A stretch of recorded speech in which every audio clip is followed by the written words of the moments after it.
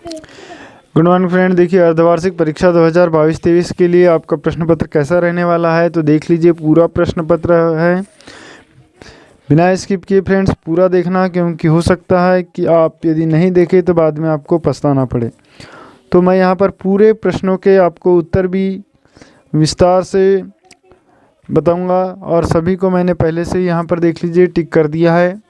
पहला सवाल है आपके सामने कि गिरिजा कुमार माथुर की प्रारंभिक शिक्षा हुई, ये कहाँ हुई थी? झांसी में हुई। दूसरा है काव्य भेद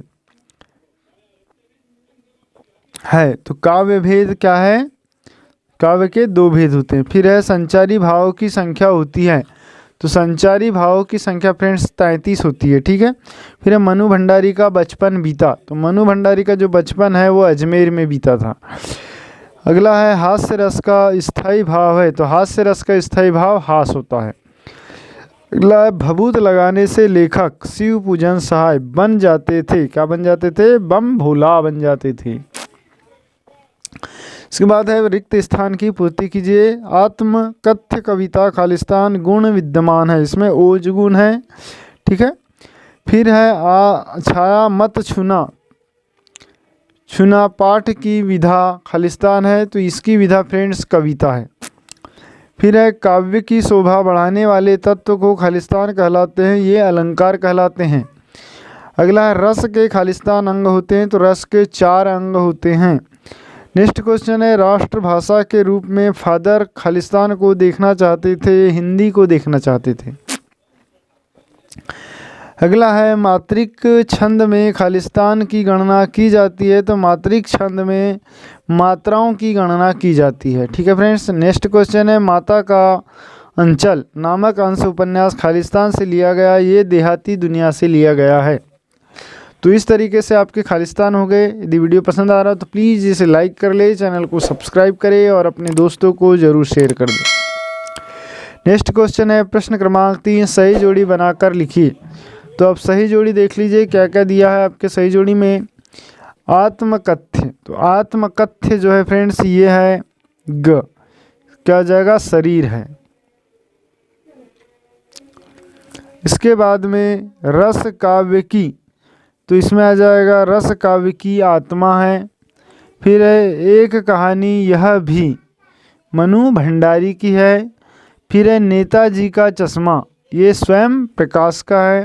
रामचरितमानस, तो रामचरितमानस में आ जाएगा महाकाव्य। ठीक है। फिर है माता का अंचल, ये शिव पूजन सहाय का है। तो इस तरीके से आपकी सही जोड़ी कंप्लीट होती है। अब नेक्स्ट क्वेश्चन देख लेते हैं कि आपके किस क्या क्या दिया हुआ है। जैसे सत्य असत्य, सत्य असत्य में देख लीजिए क्या लिखा है कि गोपियाँ ऊँघों को बड़भागी, उद्धव को बड़भागी कह रही है, बिल्कुल सही है। फिर महाकाव्य खंडकाव्य से बड़ा होता है, ये भी सही है। फादर ने जिसेट संघ में धर्माचार की पढ़ाई की, ये भी सत्य है। फिर वाक्यम रसात्मक काव्यम कथन आचार्य विश्वनाथ का है, ये भी बिल्कुल सत्य है। फिर समास के 3 भेद होते हैं, ये असत्य है। फिर तारकेश्वर की भोलानाथ थे, ये भी सत्य है। फिर फ्रेंड्स एक वाक्य में उत्तर दीजिए। पहला है पाठ्य पुस्तक में संग्रह सूरदास के किस प्रसंग से लिए गए हैं, ये भ्रमर से लिए गए हैं। फिर है वन के वैभव में क्या कूट कूट कर भरा है, ये खनिज संपदा और जड़ी बूटियां भरी हुई है। वीर रस का स्थायी भाव क्या है? उत्साह है। अगला है माँ की उपमा किससे की गई है? बेटी से। फिर है संधि के कितने भेद होते हैं? तो 3 भेद होते हैं। नेक्स्ट है नाक किसका द्योतक होती है? तो नाक जो है सम्मान का द्योतक होती है। फिर है जार्ज पंचम की नाक में किस पर व्यंग किया गया है? ये सरकारी तंत्र पर किया गया है व्यंग। फिर देखिए बच्चों कि आपको कैसे प्रश्न रहने वाले हैं। जैसे मृग तृष्णा किसे कहते हैं? कविता में इसका प्रयोग किस अर्थ में हुआ है? फिर है फागुन में ऐसा क्या होता है जो बाकी ऋतुओं में भिन्न होता है से भिन्न होता है? भक्ति काल की कोई 2 विशेषता लिखिए। प्रयोगवाद की 2 प्रमुख विशेषता लिखिए। महाकवि सूरदास के काव्य की काव्यगत विशेषता लिखिए। ठीक है फ्रेंड्स, तो ये देख लीजिए यहाँ पर, और चाहे तो आप इसका स्क्रीनशॉट ले सकते हैं और इन क्वेश्चनों को आप अच्छे से याद करके तैयार कर सकते हैं। ताकि आपकी वार्षिक और अर्धवार्षिक